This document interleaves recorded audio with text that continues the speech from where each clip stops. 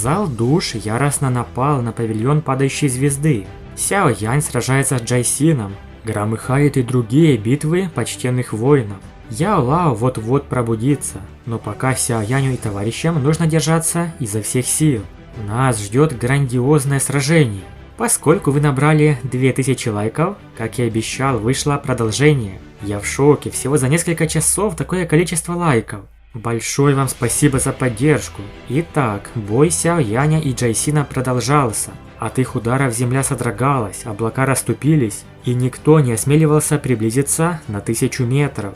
Казалось, Сяо Янь наслаждался этим сражением. Недавно он мог полагаться лишь на скорость, а теперь встречал противника в прямом бою, опираясь только на свою доуци. На фоне довольного Сяо Яня Джайсин выглядел мрачно.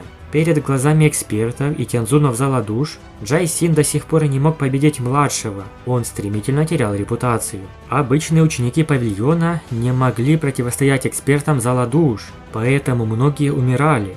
Понимая, что времени нет, Сяо Янь решил как можно быстрее закончить бой. Проглотив несколько целебных пилюль, он направил свою доуци по определенному маршруту. На его правой руке начал собираться темно-золотой свет.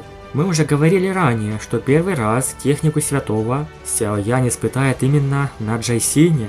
Вся мощь техники небесного уровня проявится прямо сейчас. Джайсин заметил действия Сяо Яня, но не понял, что это была за техника. Он не боялся ничего, кроме пламенного лотоса 4 видов небесного пламени. Хотя сейчас Сяо Янь мог сражаться наравне с ним, Джайсин знал, что это временное усиление. Его действие закончится, и убить Сяо Яня будет легко. Джайсин высвободил свою доуци, сформировав черный призрачный меч с кристаллическим покрытием. Пространство трещало, когда он двигался в воздухе. Звезды на небе превратились в световые лучи, устремившиеся к клинку, делая его еще смертоноснее. Джайсин произнес название техники – клинок, расщепляющий звезды. Это была одна из сильнейших техник, многие в прошлом погибли от нее. Даже наблюдавшие бой эксперты сомневались, что Сяо Янь сможет выстоять. Свет на руке Сяо Яня уже достиг предела своей яркости, поэтому в следующий миг он дрогнул, изливаясь темными оттенками. Клинок Джайсина стремительно приближался. Сяо Янь не сумел бы увернуться. Джайсин уже предвкушал, что этот шкет наконец-то сдохнет. Но Сяо Янь спокойно улыбнулся. В тот же миг он нанес удар, выкрикивая «Великая небесная ладонь сотворения!». Пространство взорвалось, черная сфера раскрылась. Две силы встретились, но ожидаемого взрыва так и не произошло. Атака Джайсина попросту погрузилась вглубь бездонной черной дыры, не вызывая ни грамма колебаний. Даже скорость расширения черного света нисколько не снизилась. Джайсин, увидев это, был ошеломлен. Узнав технику, он в ужасе воскликнул: «Техника доуци класса Тянь? Так ты заполучил ее?» Джайсин лично своими глазами видел применение данной техники в древних руинах. Ужасающая мощь глубоко впечаталась ему в память. Но теперь эта мощнейшая техника святого оказалась в руках Сяо Яня. Наблюдая за черной дырой, Джайсин резко полетел назад. Но в этот раз Сяо Янь не даст ему сбежать. Огромная сила притяжения начала засасывать Джайсина. Бесконечное пожирание всего сущего заставило старика испытать ужас. Он жалобно закричал, умоляя 9-го тянзуна спасти его. Но ведь этого старейшины зала душ не было в их группе. Откуда он взял? 8-й и 9-й тянзун скрытно наблюдали за битвой со стороны, не вмешиваясь. Но теперь 9-й тянзун явился. Его сила, можно сказать, на 8-й звезде почтенного воина. Сяо Янь понял, что зал душ отправил сюда еще могущественных экспертов. Но он не собирался отступать, так как был полон решимости уничтожить Джайсина. Он усилил атаку черной сферы, заставляя ее притяжение поглотить противника. 9-й тянзун внимательно посмотрел на черную дыру. Даже он похвалил ее мощь. Техника доуци Сяо Яня была невероятно мощной. Потом он схватил Джайсина за плечо и с силой потянул его к себе. Поняв, что 9-й тянзун пытается спасти Джайсина, Сяо Янь активировал доуци, которая начала на дикой скорости поглощаться черной сферой, поэтому ее импульс резко увеличился. В мгновение ока черный свет настиг и столкнулся с 9-м тянзуном. Две силы встретились. К ужасу Джайсина тот свет прорвался через защиту и настиг его ног. Он завопил от боли. Ноги старого призрака исчезли, словно испарились. Он был почти полностью искалечен.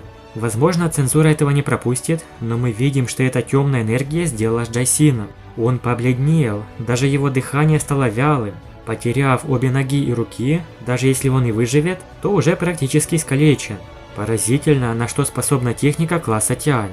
Даже почтенного воина 5 звезд почти убила. 9-й Тяньцзун при всей своей силе, а он был на 7-й, 8-й звезде, не желал сталкиваться с мощью Великой Небесной Ладони Создания. Даже если он и смог бы принять ее, но все равно получил бы повреждения. Но Джайсина Сяо Янь не отпустил. Свет черной дыры достиг своего наивысшего предела. В конце концов он настиг груди Джайсина, заставив того испытать первозданный ужас. Тихий хлопок. Старый призрак Джайсин округлил глаза, из его рта вырвалась кровь. Его лицо резко постарело, а вся его жизненная сила оказалась высосана в мгновение ока. Сфера черного света поразила старика в грудь, но дальше уже не смогла распространиться, так как достигла своего предела. Когда Джайсин полностью лишился признаков жизни, 9-й Тяньцзун задумчиво посмотрел на Сяо Яня. Он знал о его происхождении, о древнем клане Сяо, и был заинтригован. Затем, не теряя времени, он уничтожил остатки тела Джайсина, превратив их в синий кристалл, который тут же рассыпался в пыль. После этого он объявил Сяо Яню, что тот должен понести ответственность за смерть эксперта зала душ. Да, не верится, но Джайсин вот так умрет от руки Сяо Яня. Это уже второй почтенный воин в списке, после Чэнь Тяньнаня.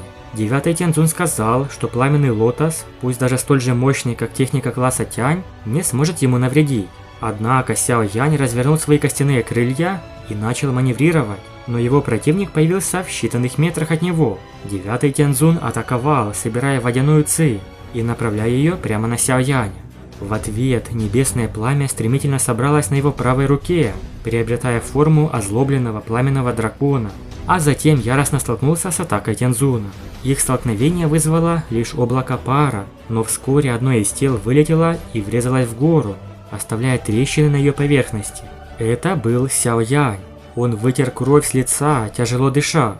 Он еще мог сражаться против старого призрака Джайсина, но на данном этапе он совершенно не мог противостоять 9-му Тяньцзуну. Оказавшись возле Сяо Яня, он вытянул ладонь и опустил ее на плечо парня. Сяо Янь решил рискнуть, но когда он уже собирался что-то предпринять, за его спиной вдруг возникла фигура. Он спокойно положил свою ладонь поверх ладони 9-го Тяньцзуна, а сам проговорил: «Тебя одного недостаточно, чтобы увести моего ученика». Это легендарное появление Яо Лао с новой силой. Какой же это будет крутой момент. 9-й Тяньцзун повернул голову и увидел перед собой знакомое лицо. Яо Чэнь, твое тело? Так ты сумел восстановить свои силы? Яо Лао прибыл как раз вовремя и спас Сяо Яня от 9-го Тяньцзуна. А далее начинается серьезная схватка старших, ведь еще и 8-й Тяньцзун подойдет. Это будет очень интересно. Большое спасибо за просмотр, подписывайтесь на канал, ставьте лайк и всем пока.